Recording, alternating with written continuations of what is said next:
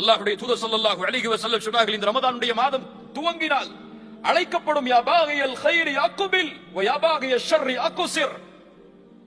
நன்மையில் விரைபவரை முன்னேறு, தீமையை செய்பவரை குறைத்துக்கொள். இது அதற்குரிய மாதம் அல்ல, குறைத்துக்கொள்.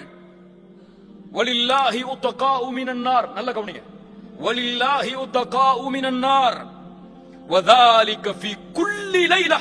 அல்லாஹு அக்பர். என்ன நற்செய்தி! இந்த ரமதானுடைய மாதத்தில் ஒவ்வொரு இரவும் நரகத்திலிருந்து அல்லாஹ் மனிதர்களை விடுதலை செய்கிறான். எந்த இரவெல்லாம்? கடைசி 10 இரவு மட்டுமல்ல, 23, 25, 27, 29 ஒற்றைப்படை இரவுகள் மட்டுமல்ல, ரமதானுடைய ஒவ்வொரு இரவிலும் நரகத்திலிருந்து அல்லாஹ் மனிதர்களை விடுதலை செய்கிறான்.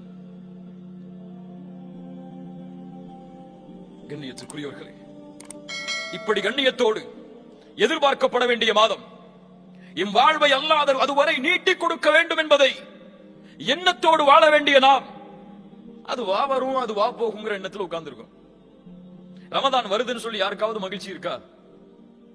கொஞ்சம் உள்ளத்தை தொட்டு சொல்லுங்க. ரமதான் வருதுன்னு ரொம்ப சந்தோஷமா இருக்கு எனக்கு. எதுல சந்தோஷப்படுவோம்? நல்ல ஓய்வு கிடைக்கும், ஆபீஸ் டைம் குறைஞ்சிரும், அதிகமான லீவு கிடைக்கும். இப்படிதானே? நன்மையை அடைய போகிறோம், நன்மையில் முன்னேறப் போகிறோம், நரக விடுதலையை அடைய போகிறோம். அல்லாஹ்வுடைய அருள் கிடைக்கக்கூடிய மாதம் எமக்கு முன்னால் வருகிறது.